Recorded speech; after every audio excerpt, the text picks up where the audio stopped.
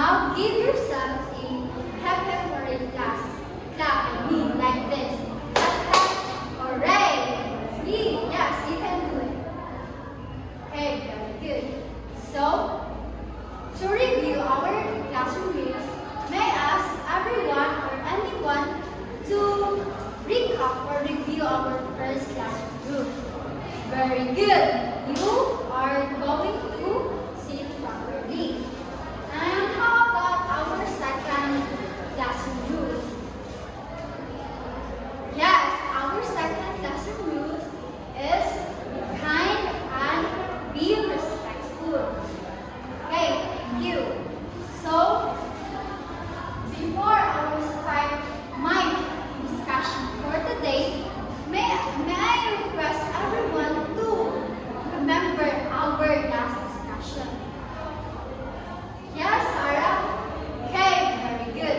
Our last discussion is all about selling fishes or selling different kind of fishes.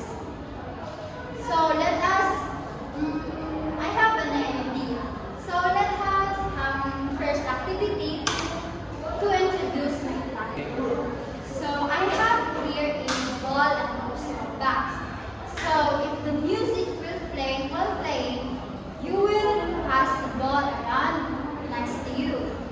And then if the ball will stop at you, you will paint some pictures inside the box. And you will guess or you will describe what's in the picture. Okay, are you ready everyone? Okay, let's up now play.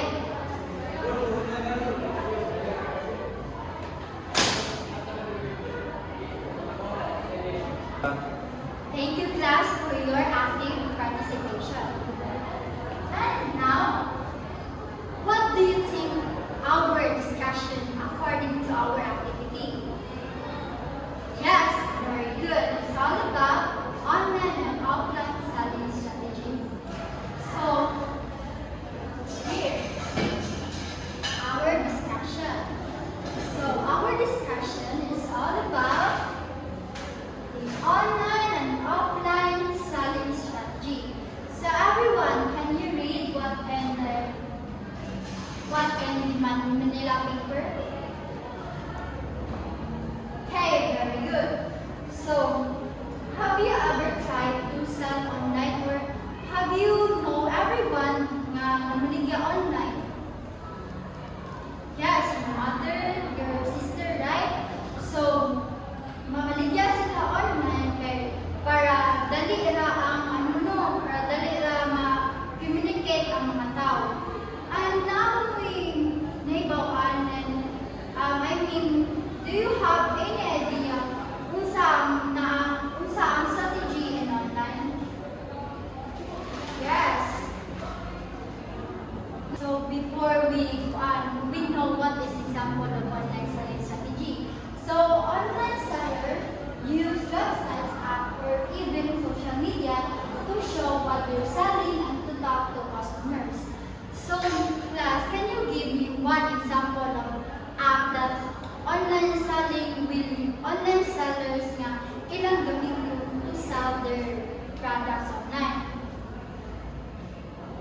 Okay, very good. So ako i-check if inyong i-mention earlier na ba ni sa aking example.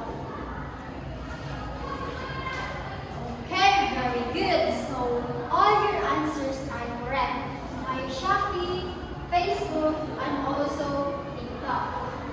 So here, can anyone give me one example of online selling strategy? Okay, very good.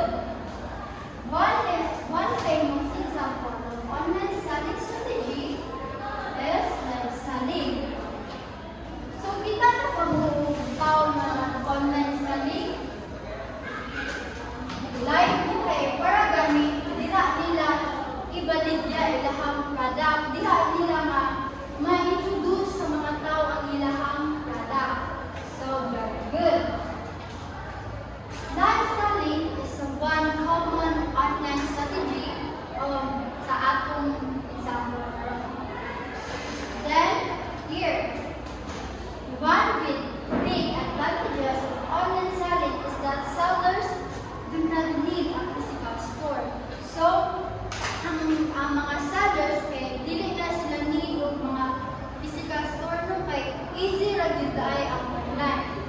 And also, naapoy na yung mga challenges during online like kanang inay ang connection. So, mao na ang one of example sa ay disadvantages sa during online or live selling.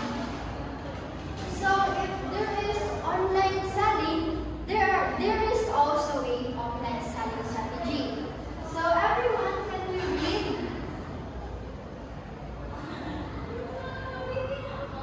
Okay, very good. So, do you know class that offline selling is kamo ang moadto sa store. Kana ang mga seller kay na sila own sari-sari store. Kana physical jud nimo kung ikaw mamalit, physically nimo adtuon ang usa ka tindahan. And also, can anyone give one example about online selling strategy? Okay, very good. So now ako i-check kung naapagyud inyuhang mga inyong gipang mention na mga examples about offline selling. Okay, very good no. Kanang sales stock. And also, mga sidewalk ads like this. No, mga sidewalk ads, kanang tuwagi mo sa example, kanang sa restaurant or kanang sa night market. Right? Kanang may intriga din tanong kay yan, magbasa na to like this. Buy two, take one free burger. So, these are the example of offline selling strategy. To summarize our topic, so online selling strategy is you will sell your products online, and also the offline selling strategy is you will sell your product physically, and you will have this to encourage buyers to buy your food. Class, do you have any questions about our discussion for today's class? Alright, so if you don't have any questions, I will ask you, what are the two types of selling strategies? Very good. The two types of selling strategies is online and offline selling strategies. So anyone can give me one example about online selling strategy? Okay, very good. And live selling strategy. And how about offline selling strategy? Okay, very good. Like this. Sidewalk ads. Okay, class, I have three questions here. So, what responsibilities we have when we sell something to someone? And also, why is it important to be honest about our product, whether we sell it online and offline? And the last one is, how can we show respect